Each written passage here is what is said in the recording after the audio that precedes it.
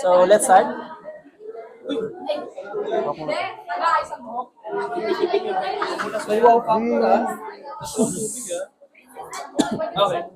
So good morning, everyone.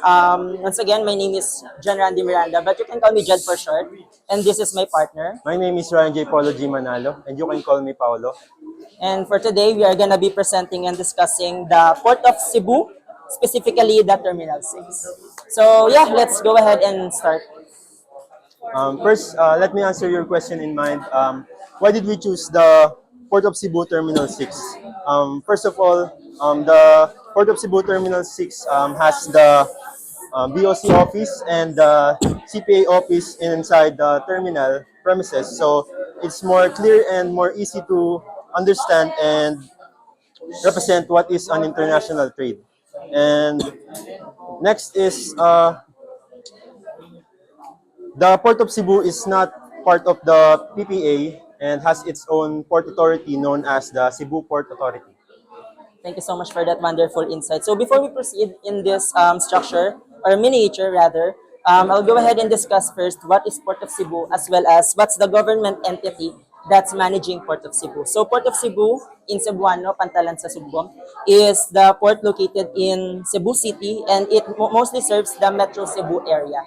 So it actually is considered the largest domestic terminal in the Philippines. However, it does not just cater the domestic but also international. But when it comes to Terminal 6, specifically, it only caters international transport, not just or not including passenger transport. So only goods and containers. So the Cebu Port Authority, just to provide you like an overall insight, is the specialized government agency that manages port operations all over Port of Cebu. So it was actually created through the enactment of Republic Act number 7621, which was signed on June 26, 2001. And in regards with this one, I'm sorry, June 26, 1992.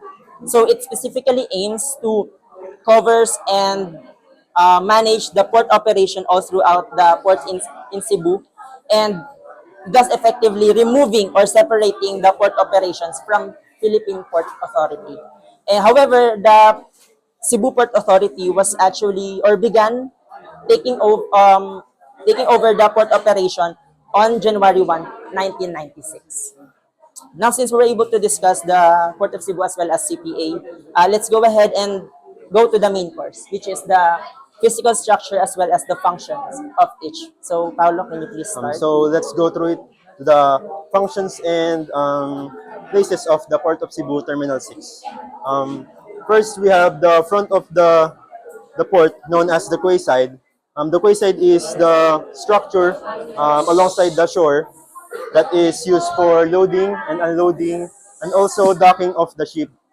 And inside the quayside, there's a structure known as the ship-to-shore container crane, and it is heavily machinery that the function of it is moving and lifting the container from the ship to the truck.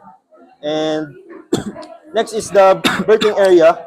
The berthing area is a place located for the ship to moor and to moor to a quay. And also, simply definition is the berthing area is a place for uh, parking space for the ship. And let's go to the container yard. The container yard is a designated place that is used for the storing and managing of the shipping container. And the container yard is managed by the use of this transtainer. Sorry to cut you. Walang parking space sa ship na berth. I, You use the term berth. I just use the the simple definition of Like a comparison. yes sir. Basically this is the transtainer. It is used for stacking and lifting the containers that is inside the container yard. And next is truck parking that can be used as a resting zone for the trucks that are waiting to release the goods in the port. And lastly, we have the entrance and exit point of the port, known as the port gate. Basically, it is the checkpoint area where we regulate the what is entering and leaving the ports. And that's all. I think let's start our ano na. Okay. The questions. What do you mean by Port of Cebu? It is being separated from Philippine Port Authority. Do you mean that the Philippine Port Authority has no jurisdiction over Port of Cebu? So basically, Philippine Port Authority is its mandate is all over the Philippines. I'm sorry, all ports. However, through the enactment of Cebu Port Authority, it focuses specifically on the regional control for Cebu. So basically, CPA or Cebu, Port of Cebu is separated from Philippine Port Authority. Separated from what? Separated from national jurisdiction? As Philippine Port Authority, as a general rule, exercises jurisdiction over our ports in the Philippines, domestic. No? So, do you mean that the Cebu Port Authority has exclusive jurisdiction over ports? Meaning, when you say exclusive, to the exclusion of others, to the exclusion of Philippine Ports Authority, even for a national level?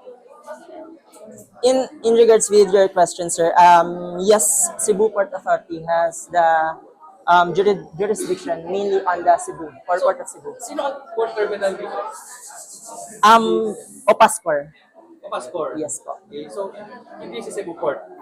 Oh, I mean, sorry. So ang regulating agency sa terminal operator ay Cebu Cebu Port Authority or PPA? Cebu Port Authority po. Walang jurisdiction si PPA. Final answer. Autonomous ba sila? Po? Are they autonomous from the PPA? For any particular lang na sila is separated. Yes po. What is the rationale? Bakit separate yung Cebu? So, I'll get back. Just kidding. So, basically, Is it by reason of the volume that they cater? Kasi kung volume, mas marami yung volume ng Port of Manila, all the more na yung reason na dapat i-separate yung Manila, parang gano'n. So basically, since Port of Cebu mostly caters Visayas and Mindanao region, so that's the reason why the enactment of or creation of the Cebu Port Authority to basically handles or it can focuses more on Cebu Port Authority because yes, Port of Manila it's mostly caters like the Luzon area, but when it comes to Visayas and Mindanao, it's Port of Cebu. Okay, so for Arrastra and Warfare shoes, where do you pay these fees? Which government agency or which entity do you pay these fees? Still Bureau of Customs, the Arrastra and Warfare. Master CPA. Where do you pay these fees? Arasa and Warfage, CPA. Earlier you mentioned that the port operator is Opaskor. where do you pay these charges? Opaskor. Passport. Okay. Where do you pay duties and taxes? The Yes. Bureau of Customs po. Where do you clear the goods? The Bureau of Customs. Where do you release the goods? Bureau of Customs po. Huh? To the port, Specific. to the Bureau of Customs po. Where do you release the goods? In Port of Cebu. No. Port of From where? From what? From what specific location? Opaskor. No. Okay. Okay, that's it from you. Recycle? Yes po. Yes, most. This is made from popsicle sticks, and we use for the structure is cartons po, tsaka after that we paper mache the structure for better color painting po. So, you did not have details on the contents of No. your None warehouse. po. Actually, the warehouse is, as you can